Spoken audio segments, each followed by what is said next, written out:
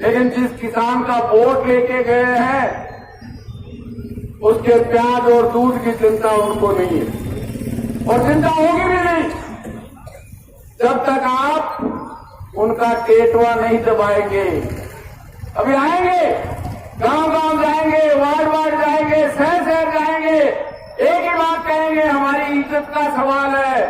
अरे बेईमानो, इस सीकर जिले का किसान उसकी 4 महीने की मेहनत रोक रही है, तब उनकी इज्जत का सवाल याद नहीं आता, केवल नेताओं की इज्जत का सवाल आता। उनको पाठ पढ़ाने का काम निश्चित रूप से किसान और मजदूर और कर्मचारी करे। क्या गुनाह किया है? ये मेरा तो आपसे निवेदन है, सरकार और प्रशासन कान खोल के सुन ले। ये पढ़ाओ, क्या सब तैयार है कि जब तक सरकारी खरीद शुरू करने की घोषणा नहीं होगी, चालू नहीं होगी, जब तक हम यहां से किसी भी शुल्क में नहीं जाएंगे, इस प्रण के साथ आए हैं, तो निश्चित रूप से हाथ खड़ा करके तैयार हो गया। क्योंकि आज की बहस है ना सरकार, अब बताओ पास वाली को नहीं है, कुछ तपस्या करने और ये आपने भी भैंस से दूध नहीं देना तो डट ठोकनी पड़े। और निश्चित रूप से इस गहलोत सरकार की और मोदी सरकार की, अरे ये तो वायदा कर रहे थे कि लागत की 1.5 गुनी कीमत, हम तो 8 के 12 भी नहीं मांग रहे, 10 मांग रहे हैं, 2 रुपए की फिर भी छूट दे रहे हैं और दोनों को फायदा है। राजस्थान की सरकार जो भी किसान प्याज लेके आता है 10 रुपए में खरीदे और खरीद के राजस्थान में एक पंचायत, एक वार्ड में डीलर है, उनके पास प्याज पहुंचा दे, उपभोक्ता को भी 10 रुपए में मिल जाएगा, किसान को भी 10 रुपया किलो का मिल जाएगा और जितना किराया लगेगा न उनको बाहर जाना लेना है, न उनको कमीशन देना है, 1 रुपया कमीशन दे देंगे तो मैं समझता हूं राजस्थान का पूरा प्याज किसी दूसरे प्रांत और देश में भी भेजने की जरूरत नहीं है। राजस्थान जहां प्याज पैदा नहीं होता है, जिसको 18 रुपए किलो में खरीद के खाना पड़ रहा है, उसको 10 रुपए में मिल जाएगा, किसान को 10 रुपए का भाव मिल जाएगा।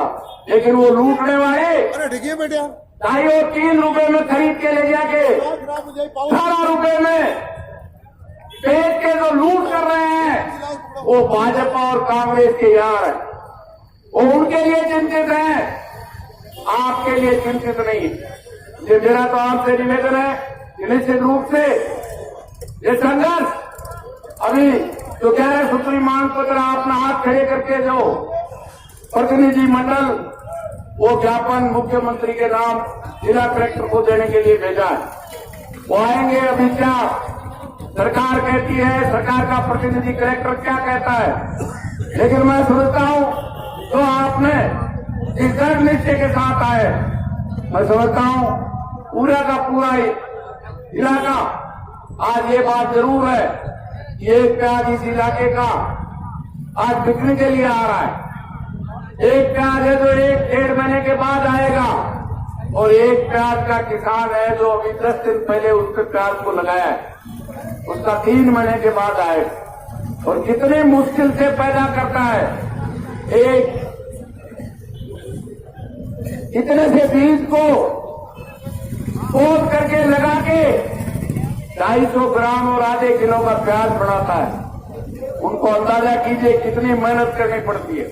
और प्याज एक ऐसी फसल है जिसमें सबसे बड़ा खर्चा आता है, हजारों रुपया प्रति बीघा के लगाने का आता है, 3 से 4 हजार रुपये प्रति बीघा का खोदने के लिए न केवल किसान को बल्कि गांव के उस गरीब को भी जिसके खेत नहीं है, जो मजदूरी करता है, प्याज लगाने की मजदूरी मिलती है, प्याज खोदने की मजदूरी मिलती है। लेकिन ये सरकार उस किसान को मारने और बड़े बड़े लोगों को जो 3 रुपए 2.5 रुपए में खरीद कर 18 रुपए में बेच रहे हैं, उनकी चिंता करती है। ये मेरा तो आपसे निवेदन है कि निश्चित रूप से लड़ाई केवल प्याज की नहीं है, हर चीज तो सरकार घोषणा करती है और उसके बाद खरीदने का काम नहीं करती। चाहे वो मूंग और मूंगफली हो, चाहे वो बाजरा हो, केवल घोषणा करती है और उसके बाद खरीदती नहीं है। मैं समझता हूं इसके लिए निश्चित रूप से संघर्ष की आवश्यकता है और मैं फख्र से कह सकता हूं इस संघर्ष के माध्यम से पूरे देश के किसान को जगाने का काम किया। आज जब तक ये संपूर्ण नीतियों के कारण तो किसान पे कर्जा हुआ है, हर साल 12,500 किसान इस कर्जे के कारण आत्महत्या कर रहे हैं। नरेंद्र मोदी के आने के बाद, झूठे वायदों के बाद एक भी वायदा पूरा करने की बजाय फिर किसान के विरोधी नीतियां बनाने के कारण 35% आत्महत्याओं का दौर बढ़ा है। और जिस बात में लगी हुई है सरकार, आपने पढ़ा होगा कल अखबार में, राजस्थान की राजधानी जयपुर का हवाई अड्डा गौतम अडानी के हवाले है। राजस्थान की राजधानी का जयपुर रेलवे स्टेशन कंपनी के हवाले है, क्योंकि मोदी का यार अडानी और अंबानी, उसको हवाई अड्डा भी उनके हवाले, भाव भी उनके हवाले, रेलवे स्टेशन भी उनके हवाले, सब कुछ शिक्षा और चिकित्सा भी उनके हवाले। हमारे बेटों के लिए तमाम रास्ते, उनके लिए नौकरी का रास्ता बंद करके कंपनी को लूटने के लिए छूट देने की नीतियां लागू करने का काम आज देश और प्रदेश की सरकार कर रही है। ये आज तमाम, चाहे वो किसान है, चाहे वो मजदूर है, चाहे कर्मचारी है, चाहे व्यापारी है, मैं समझता हूं कि नीतियों से तमाम 99% लोग तबाह है और कंपनियां मालामाल, जनता बेहाल है और कंपनियां मालामाल है। ये मेरा तो आपसे निवेदन है, निश्चित रूप से संघर्ष, ये तो बिल्कुल आपने बजाया, जितने भी साथी बैठे हैं इस पड़ाव में रहे और अपने अपने गांव में, क्योंकि सरकार की आंख खोलने के लिए, इनके कान से कीची निकालने के लिए एक ही जरूरत है, संख्या की जरूरत है।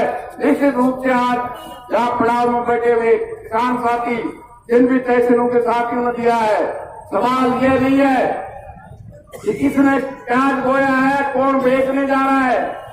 अगर किसान प्याज की सरकारी खरीद शुरू करवाता है, इस सरकार को वादे करता है, तो इस रबी की आने वाली फसल में जो भाव किसान को नहीं मिलने वाले हैं, उसकी लड़ाई का भी इसमें बीजारोपण है।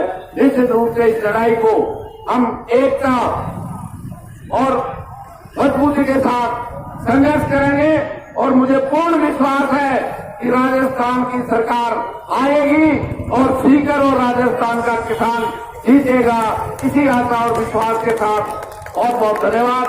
तो नारे मेरे साथ लगाओगे, इससे मैं केवल कलेक्टर को, बल्कि आपकी ताकत की आवाज